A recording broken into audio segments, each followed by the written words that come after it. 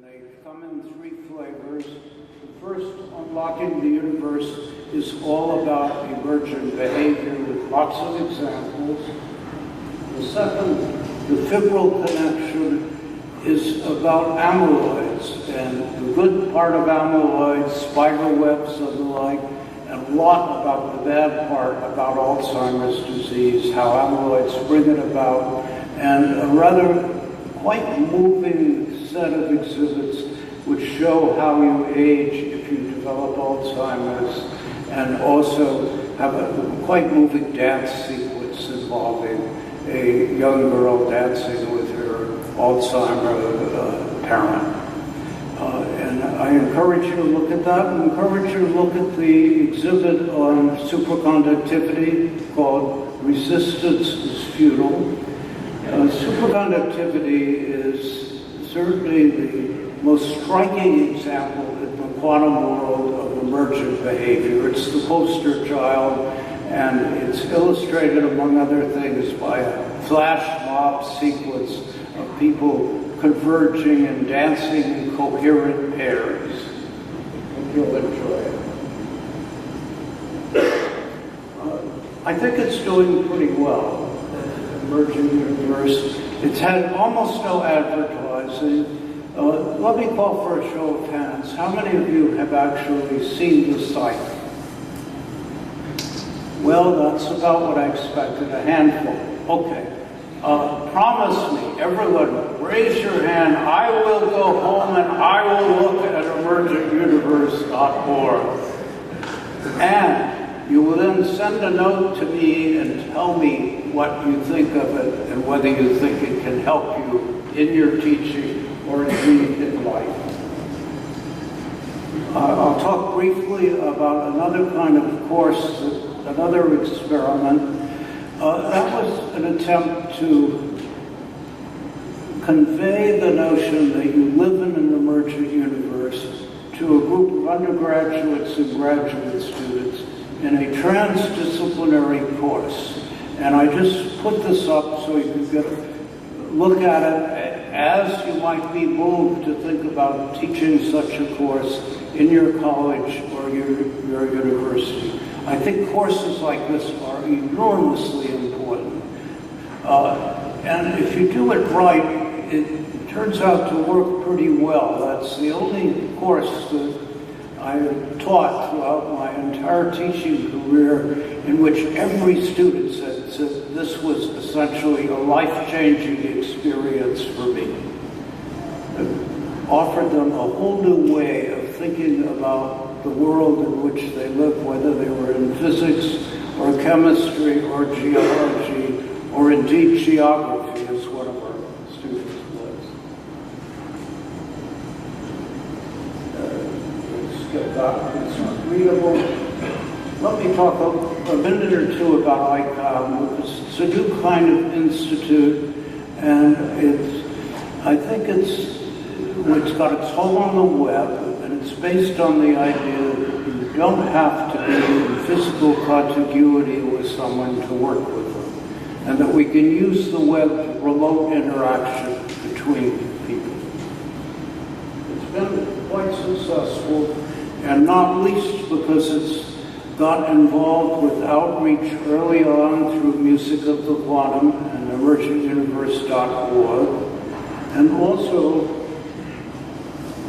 because it has sponsored a series of workshops, the most recent of which, and I just put this up in the hope that you might take a look at it, which we examined a number of possible initiatives in science education and came to conclusions, which I'll come back to in a minute, about how important it is if we really want to change science education, not just in this country, in any country, how important it is that we develop collaborations between working scientists who are not primarily teachers and teachers at every level. Teachers in college, teachers in high school, teachers in middle school, and find a way that we can work effectively together. Essentially, the message for the science community is to ask, how can we help and how quickly can we learn how to help you? It's to try to increase the number of engaged scientists. And for the teachers, the message is, how do you think, where could you get help from research scientists in conveying to your students the excitement of work at the frontier, and conveying to them the excitement of working in science? How can we develop all of these partnerships? So the formal organization, and this is the last part of my talk, out of ICAM came the idea of forming a global educational network built around the idea of engagement and the role that scientists can play in improving science education in the school. This is not just something important in the U.S., which is not doing very well. It turns out nobody else is doing very well with science education either. And by science education, I don't mean just training people to be a scientist. That's a small part of it. What we really would like to do is be sure that every student who listens to your lectures, goes to your courses, has a real sense of what science is about and the way in which science plays a role in your everyday life. What it develops what I would call a science-based emergent perspective in terms of thinking about problems in science and in society. So what we're trying to do through GC is to inspire scientists to become engaged and to help them when they so do, find effective means for them to work together. We have quite a lot of success in attracting founding partners. We're going to have 2 major meetings. You can't read a word of that. One will be in Kyoto, one will be in Chicago, in which we try to ask the question, how can we enhance the number of engaged scientists? How can we enable them to interact and communicate and to be more effective? And in fact, that brings me to then what we might do together with AAPT. And I think the 4 things, and they're pretty obvious from what I've said so far, I think. Namely, we would like to introduce students to the fact that they live in an emergent universe. And you can even ask the question, is this the way we should start teaching science in middle schools and especially in high schools? I think 20 years from now, the best high schools are not going to begin with a course in physics, chemistry, or biology. They're going to begin with a course in emergence and teaching people they live in an emergent universe and looking at the common features, just as we did in the mini-body problem, looking at the common features of physics, chemistry, and biology. We'll see. I may not be around to see if that prediction works out, but I hope a number of you are, and you'll let me know wherever I might be. Becoming engaged, and we introduce middle school students to science in part by inviting them to visit our labs at the university. A number of labs are already doing this, but also by going to their classes. The NAS has coined a nice term, science ambassadors. You are a visiting scientist in the classroom. You're an ambassador of your field to these middle school students. Can we develop a version of emergentuniverse.org for middle schoolers? I think it's quite hard, but I think it's very much worth pursuing. And can we see that our kids really get a sense of living in an emergent universe? Finally, how can we enhance the number and effectiveness of engaged scientists? There are probably 4 ways. We have to go through community building, that's what GC is all about. Collaboration, learning how to work with teachers. Teachers knowing how to having an easy way of finding a local scientist who could help out, either somebody who's at a local university or retired or whatever. There are a lot of things we can do.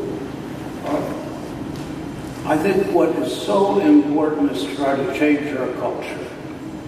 And it's going to take a while. At the moment, the scientists at a university, and I see my friend Gary Gladding over there. Gary has been in the physics department in Urbana, and that has been an unusually friendly department toward the idea that their faculty become engaged in teaching science at every level. Urbana is pretty special and way ahead of most institutions, and David Campbell was sitting there and he helped bring that about.